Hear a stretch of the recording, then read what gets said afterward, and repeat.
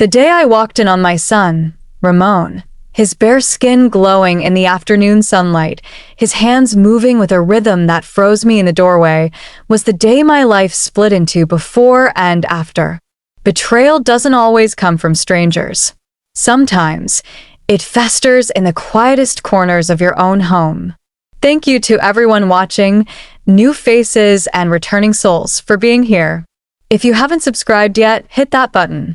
Your support fuels this channel, and I can't wait to hear your thoughts in the comments. Now, let's begin. My name is Margaret Carter. At 43, I had convinced myself I was content. A tidy two-story in Ohio, a stable but stale marriage to Tom, a man who had long preferred golf weekends to date nights, and Ramon, my golden boy, a college sophomore with his father's grin and my restless curiosity. Until that humid July afternoon, I had never questioned the script of my life. It was the laundry that did it. Ramon's door was ajar as I passed, a towel slung over my shoulder.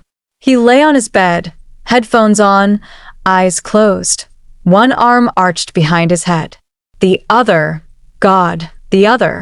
Mom? He jerked upright, scrambling for a sheet. His cheeks burned crimson. I didn't hear you. The laundry, I stammered, backing out. Your socks. We never spoke of it. But that night, as I scrubbed dishes until my hands raw, I couldn't unsee it. The curve of his shoulder, the sweat at his collarbone, the way his breath hitched, details I had no right to notice. Tom noticed my distraction. You're quiet, he said over meatloaf, his eyes glued to the baseball game. Migraine, I said. Ramon avoided my gaze, his fork clinking.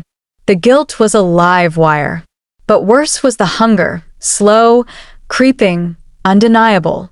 At the gym, I caught myself staring at boys his age, their laughter like a taunt.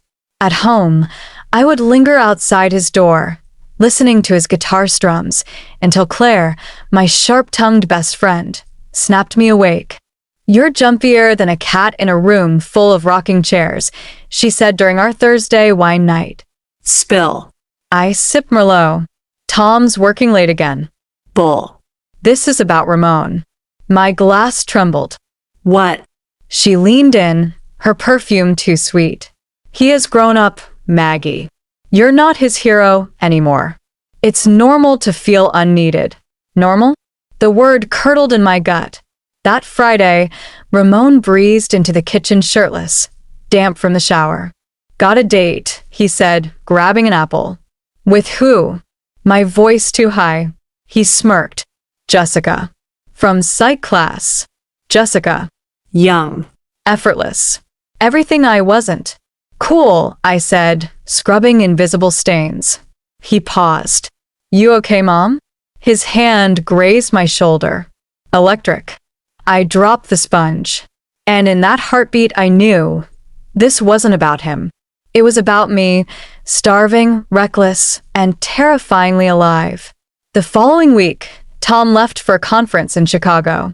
3 days, he had said, shoving socks into his suitcase. Don't wait up. His indifference was a dull blade now, familiar and bruising.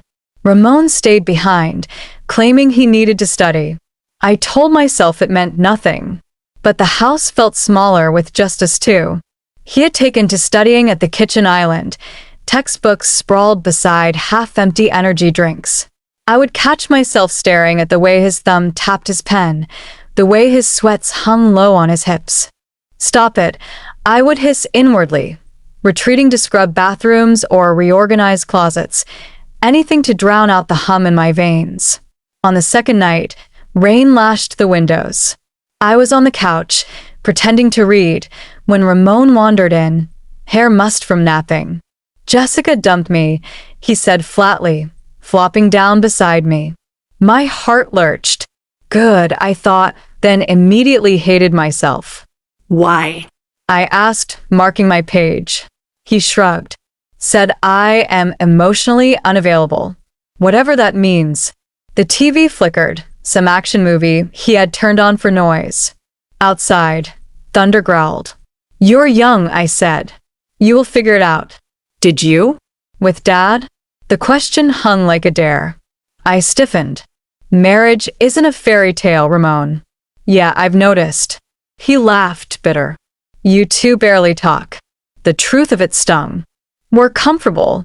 Comfortable? He turned to me, eyes sharp. You used to dance in the kitchen. Now you just exist here. I blinked. When had he noticed? The movie's hero shouted, forgotten. Ramon's knee brushed mine. You deserve better, he muttered. I stood abruptly, my book thudding to the floor. I will make tea. He followed me to the kitchen. Rain drummed the roof. I focused on the kettle, the clink of mugs, but he leaned against the counter, arms crossed, watching me. Why did you stay with him, Mom? The ache in his voice startled me. When I turned, his eyes were glassy. He's still just a boy, I reminded myself. A boy who missed the mother who had once laughed freely. I stayed for you, I whispered. He stepped closer. Don't use me as an excuse. The air thickened. His scent, soap and spearmint gum, wrapped around me. My hand rose, trembling, to touch his cheek. Wrong, wrong, wrong. But his breath hitched, and for a heartbeat, he leaned into it. Then the kettle screamed. We jerked apart. I am sorry, I sighed, clutching the counter's edge. He raked a hand through his hair. For what?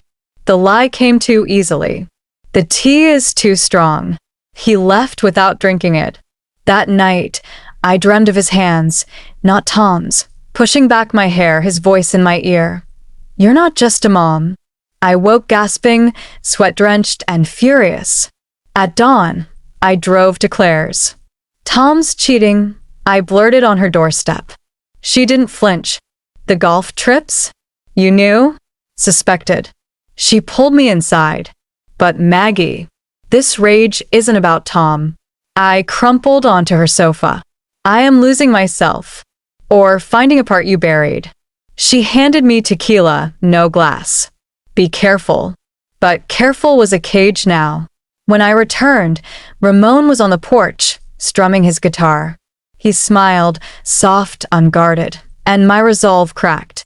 Play me something? I asked. The chords were haunting.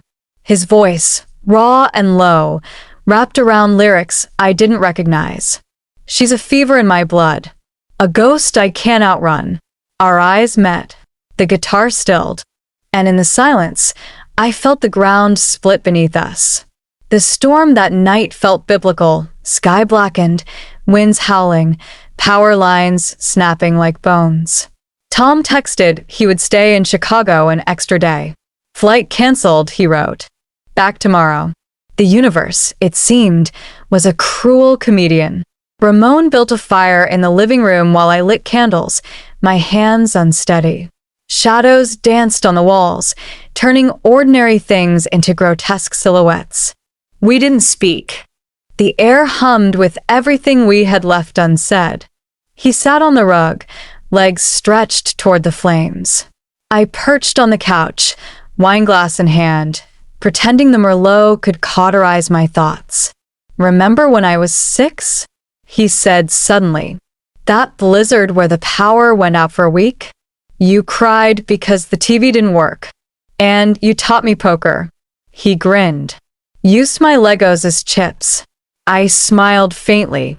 You cheated. Learned from the best. His gaze flicked to me. The fire popped. A log collapsed, sending sparks spiraling. Mom. Do not. My throat tightened. Whatever you're going to say, why do you flinch when I get close? The question hung. Dangerous. I drained my wine. It's complicated. Complicated. He stood, pacing. That's your word for everything. Dad's complicated. Your job's complicated. What about me? I stood, too, my pulse wild. You're my son. And you're more than just my mother. The words hung, scalding. He stepped closer, his chest nearly brushing mine.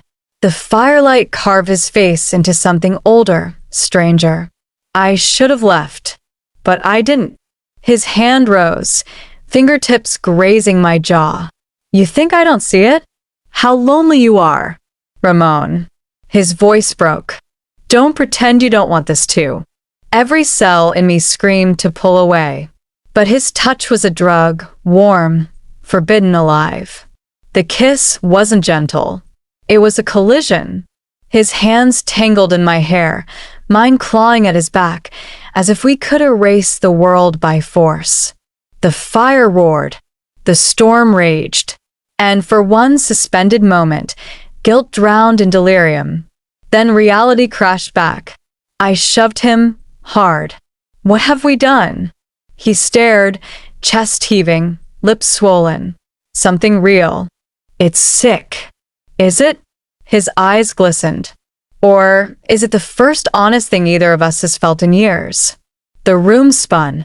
I stumbled to the kitchen, bracing myself against the sink. Rain slashed the window.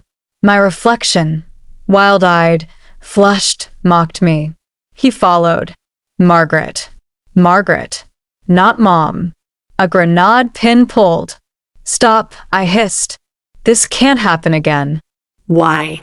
Because some rules say so. He stepped closer. Who decides what's right? The same people who let you waste away with Dad? His words cut deep. I slapped him. The crack echoed. He didn't flinch. You're scared, he said softly. So am I. I fled upstairs, locking myself in the bathroom. The shower ran cold, but I couldn't scrub him off. The taste of him, the smell. Monster, I chanted, monster, monster. At 2 a.m., a knock. Mom? His voice trembled through the door. I am sorry. Please, don't hate me. Silence. Then, the shuffle of footsteps retreating. I slid to the floor, tears burning. This wasn't love. It was a wildfire. Beautiful, destructive, impossible to control. Dawn came gray and guilty. I found him asleep on the couch, tear tracks dried on his cheeks. For a heartbeat, I let myself study him, the boy I had raised, the man I had ruined. Then I packed a bag. Claire answered on the first ring. Maggie? What's wrong? I need to stay with you. A pause. What did you do? The truth clawed up my throat. But all I said was, I crossed a line. She exhaled. I will open the guest room. As I drove away, Ramon's face flashed in the rearview, pale, shattered, watching me leave. But the real horror wasn't the leaving. It was the part of me that wanted to stay. Claire's guest room smelled like lavender and lies. I spent 3 days there, staring at water stains on the ceiling, counting the ways I could vanish. Change my name. Flee to Mexico. Disappear into the anonymous hum of a highway. But guilt is a stalker. It follows, relentless, even in silence. On the 4th morning, Claire barged in with coffee and a glare. Get up. We're talking. I pulled the quilt over my head.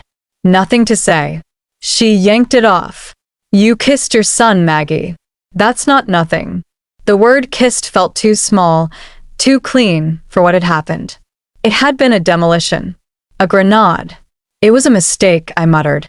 Mistakes are forgetting to pay a bill. This? She shoved the coffee at me. This is a grenade in a goddamn church. I sipped the bitter brew, avoiding her eyes. Outside, sprinklers hissed on her manicured lawn. Normalcy as a taunt. Tom's back, she said. Called me last night, asking where you were. My stomach lurched. What did you tell him? That you're helping me through a crisis. She air quoted. But he's not stupid. He knows something's off. He knows. The paranoia slithered in. Had Ramon told him? Had Tom sensed the rot in our marriage? Claire sat beside me, her voice softening. You need to decide. Fight for your family or burn it down. But you can't hide here forever. I didn't tell her the truth. I wasn't hiding from them. I was hiding from myself.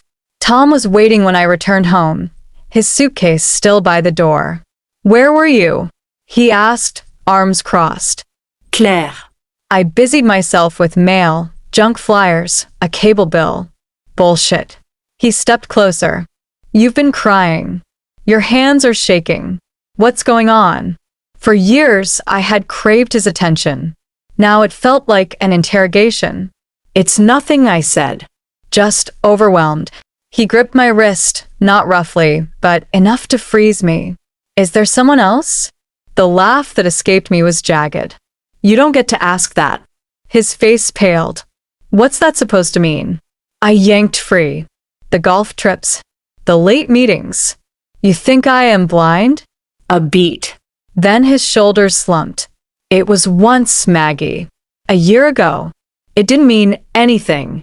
The admission should have gutted me. Instead, I felt numb. Of course it didn't. He reached for me. Let's fix this. I backed away. I can't. Not yet.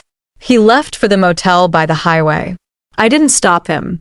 Ramon found me that night on the porch, swirling bourbon in Tom's favorite glass. He hovered in the doorway, a shadow with my eyes. Mom, stop. The word cracked.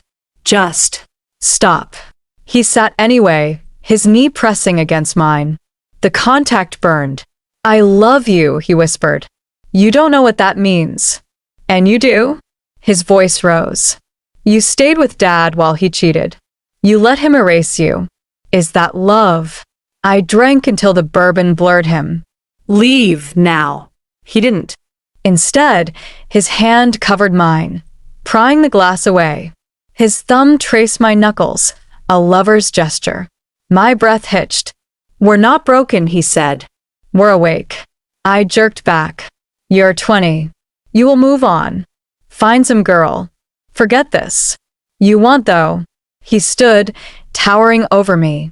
Because I am all you think about. He left me there, his words hanging like smoke. At 3 a.m., my phone buzzed. A text from Ramon. I am outside. Let me in. Another. I can't stop seeing you. Another, please. I silenced it, pressing the phone to my chest. Downstairs, the front door creaked open. Footsteps on the stairs. Closer. Closer. My bedroom door whispered open. Mom? The dark hit his face, but not his hunger. I should have screamed. I didn't. He stood in the doorway, backlit by the hall light, his silhouette both familiar and foreign. My pulse roared in my ears. Run. Scream. Push him out. But my body betrayed me, frozen under the weight of want and shame. Ramon, I whispered. You can't be here. You didn't lock the door. He stepped inside, closing it softly. The click of the latch sealed our fate. I sat up, sheets clutched to my chest. This ends now. Does it? He knelt by the bed, eyes glinting in the dark. You didn't tell Dad. You didn't leave. That means something. It means I am weak. My voice broke, but not anymore. He reached for my hand. I recoiled. Get out. A beat. Then he laughed, cold, sharp. You think you're the victim here? You let this happen. You stayed. The word struck like a slap. I am your mother. Are you? The room tilted. What? He stood, pacing like a caged animal. Dad told me. Last year. After one of your fights. Told you what? He turned, face twisted. I am not yours. Not really. The air vanished. What? You couldn't have kids. I was adopted. They never told me. His laugh was hollow. Guess some secrets are too ugly. I staggered to my feet, gripping the dresser. That's not true. Check the safe. The one in Dad's office. Birth certificate's fake. Mine's got another woman's name. The walls closed in. Adopted. The word echoed, warping everything. The late-night feedings, his first steps, the scraped knees I had kissed. All a lie? Why? Why wouldn't you tell me? I choked. Dad said you would break. He stepped closer. Turns out he was right. The door burst open. Tom stood there, face ashen, keys still in hand. His eyes darted between us, Ramon shirtless, me trembling in a nightgown. What the hell is this? Ramon smirked. Tell him, Mom. Or should I? Tom lunged, grabbing Ramon's collar. You sick bastard. I am not hers. Ramon shouted. You lied to her. To me. You don't get to play hero now. Tom froze. His grip slackened. I found my voice. Is it true? Silence. Then the nod. The floor dropped beneath me. Ramon straightened, tears in his eyes. All this time, you loved a ghost. He left, footsteps echoing down the stairs. A car engine roared. Gone. Tom reached for me. Maggie, I am sorry. I slapped him hard. You let me burn for him. He didn't deny it. I thought, if you believed he was yours, you would stay. I packed that night. Clothes, cash, a framed photo of Ramon as a toddler. Not mine, never mine. Tom begged. I didn't listen. The road was endless. I drove until dawn, until the radio static drowned my thoughts. 3 days later, Claire called. Ramon's in the hospital. Car accident. He's asking for you. I hung up. I didn't go. They say guilt is a ghost. It haunts in receipts.